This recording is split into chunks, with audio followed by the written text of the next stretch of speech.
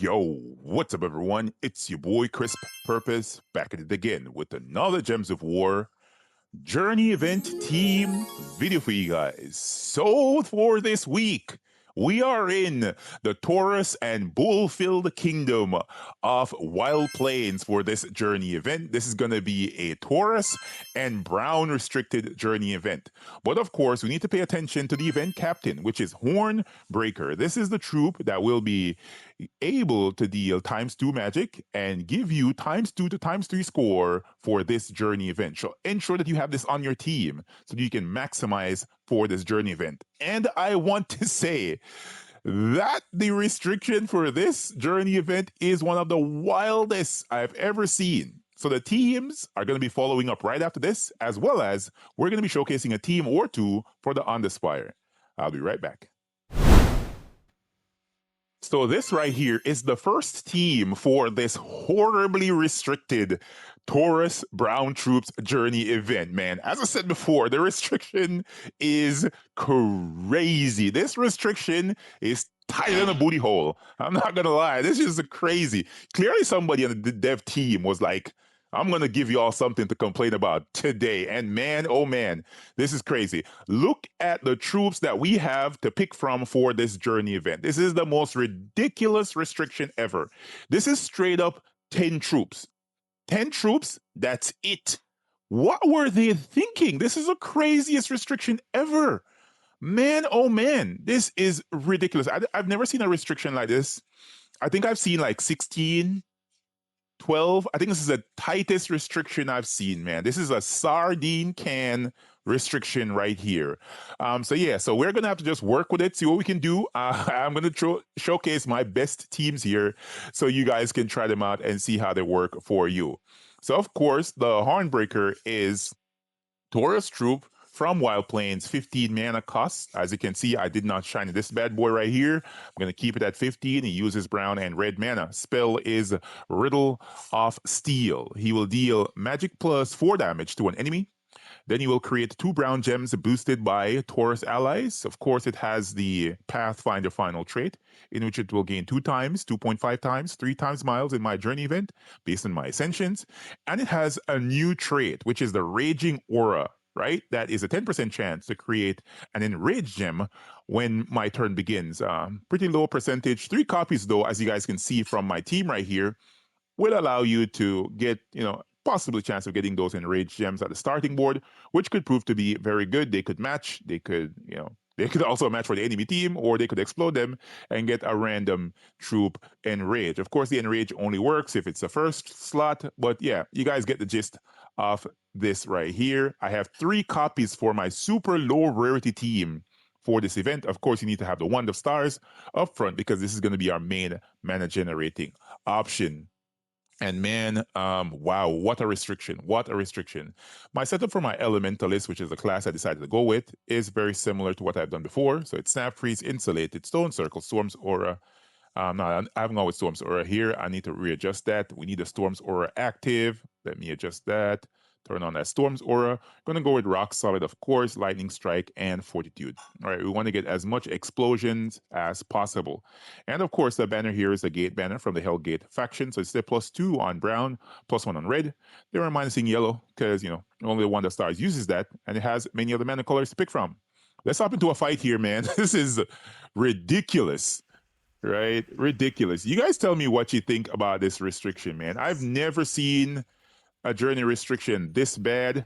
Of course, it's not going to be, the easiest, but I think that majority of players should be able to get through this. You're going to not gain as much miles, of course, but I'm going to see if I can show you ways to maximize on your miles. You guys saw the first team, how it worked.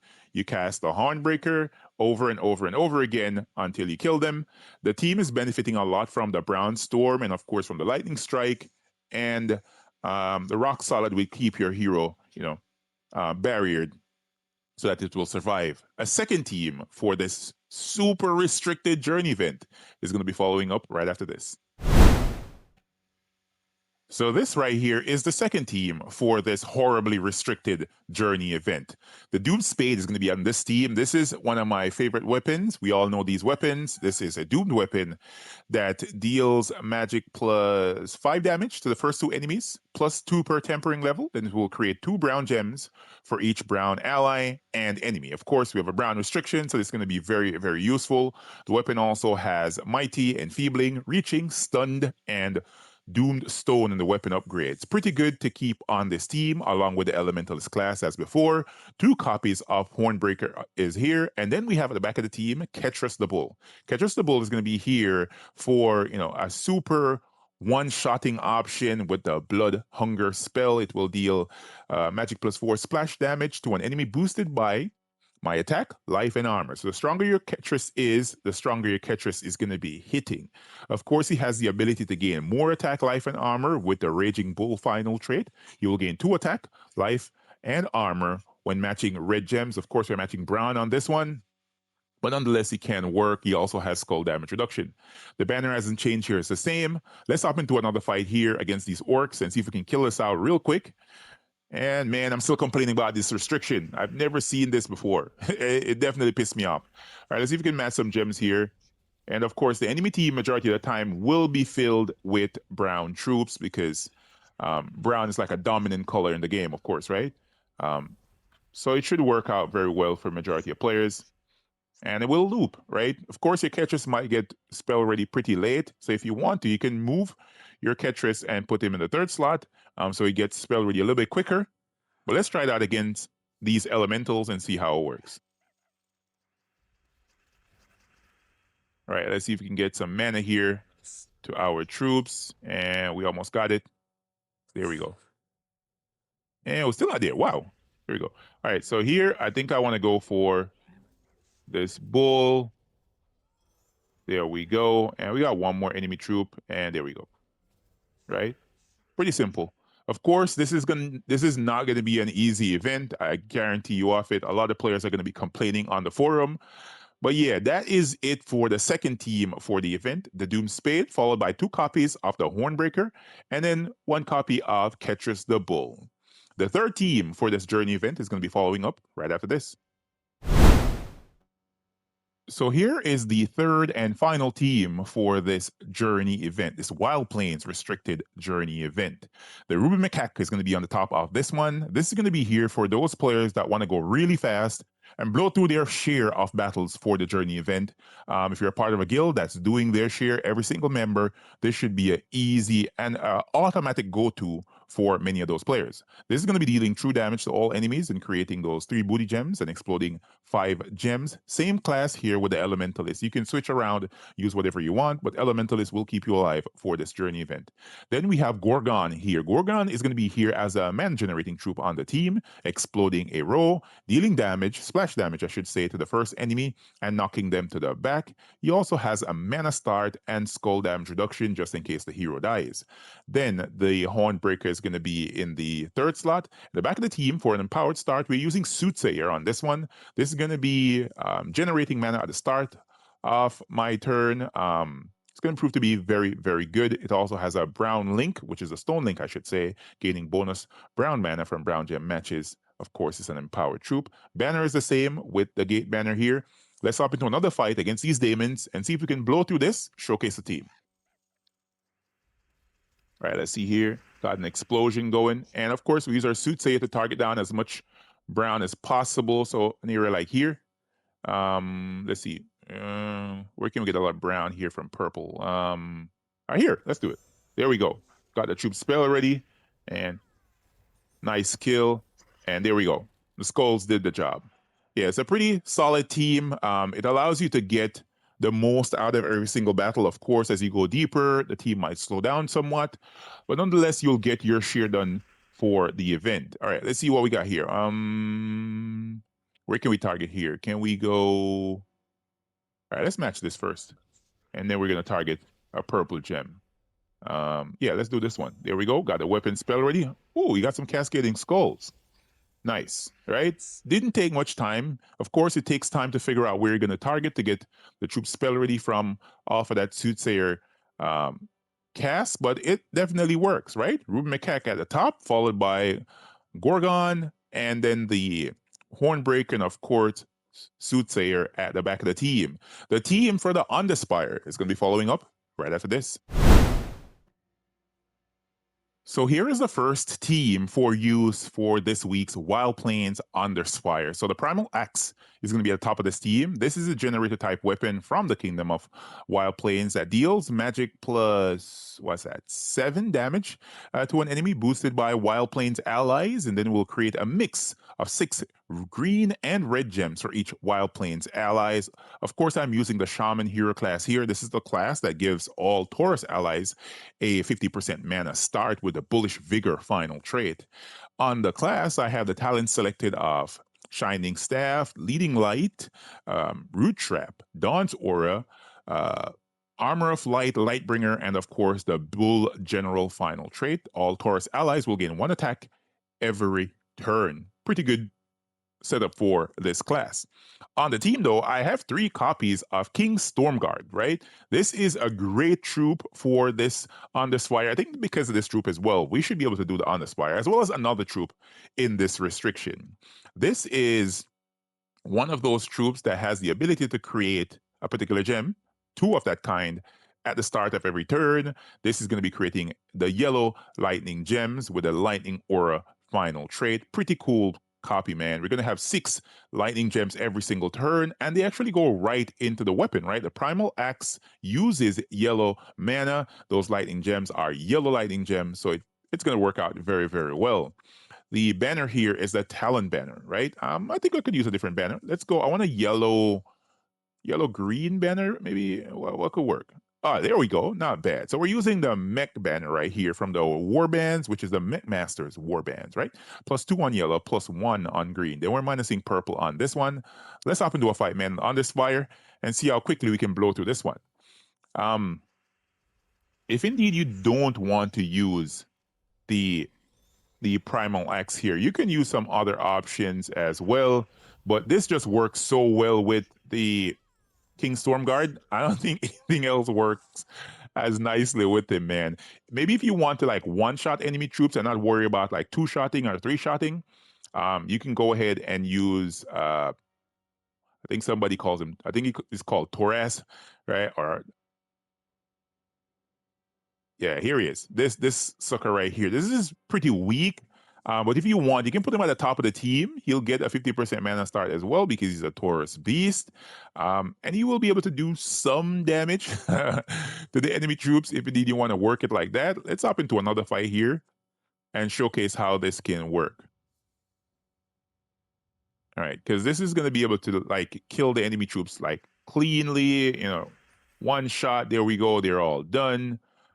Which might be the way some players want to do it. But this troop will fall off really, really fast, right? He's not going to go the full way here for the Underspire. He will fall off very fast. But your 3 copies of King Stormguard, they'll stay around. They'll stick around for a very long time. All right, let's see here. Got some alignment a little bit. All right, let's match that. And there we go. And it's a good thing that the class as well has the root trap. So you keep that first troop secure, stopping that enemy troop from taking skulls. And yeah, that is the first team for the Underspire right there. So either 3 copies or 2 copies of King Stormguard, and then Torias could be, an AoE damaging option that you could use. The second team for the Underspire is going to be following up right after this. And this right here is the final team for the Underspire for Wild Plains. A Taurus Gladiator is going to be on the top of this team.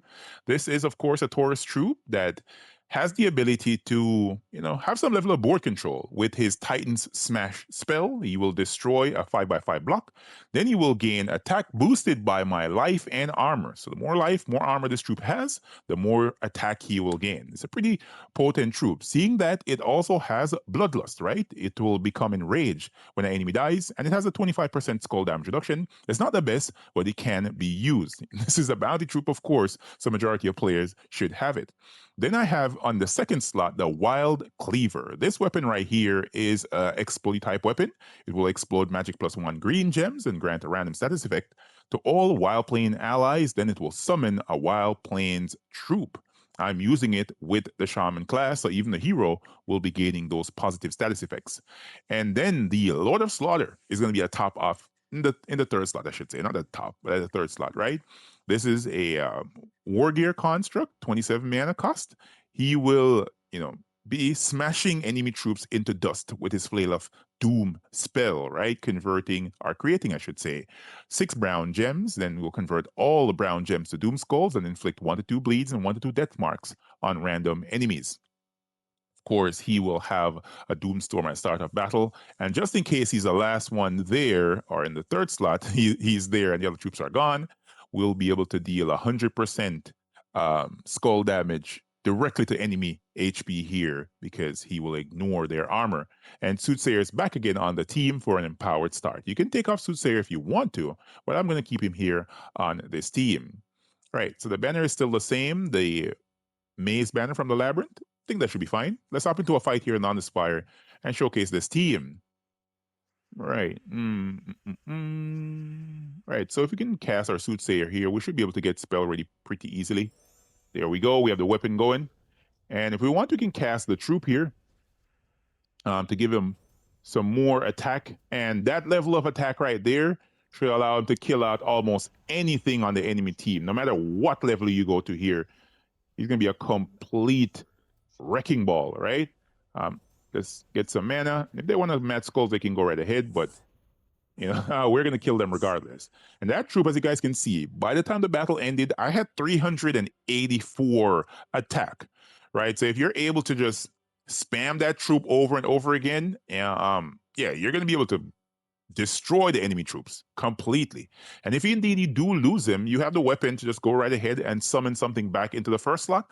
A majority of Wild Plains troops are really good at skull damage, right? So just in case, you're worried about that, and nothing to be worried about. Nothing at all. All right, we're going to cast Soothsayer right here so you can get some alignment going. And we're just going to skull these suckers down because we're pretty low in the UNDERSPIRE here this week, at least so far. So we should be able to just whack them. Whack them, whack them, whack them. And as you can see, look how easily I am going to be gaining a massive amount of attack, right? That is crazy. The Wild Plains troops already gain a massive amount of attack if you stack them on a team. I didn't make mention of that before. Let me just grab this right here so I can showcase what I'm talking about here. Let's go over here and let's go to bonuses. As you guys can see, right, that's a crazy amount of attack right there. So just from the King of Bulls, 4 unique Wild Plains allies, I'm gaining a plus 12 to my attack right there, a plus 36 to attack for 4 unique Wild Plains troops with a Kingdom Team bonus tier 5, 36, that's crazy, and 3 unique Taurus troops. The only troop here that's not a Taurus is the Lord of Slaughter, but he's going to be an amazing contributing factor here, so you don't want to take him off the team. Hopefully you guys and gals found this video helpful and informative. If you did, do not forget to smash that like button. Comment to let me know what you guys think about the team, about that awful restriction for the journey event. Let me know in the comments. What do you think of this, man? Are the devs out to get somebody? Just to get on somebody's nerves, man. I'll catch y'all next one. Peace.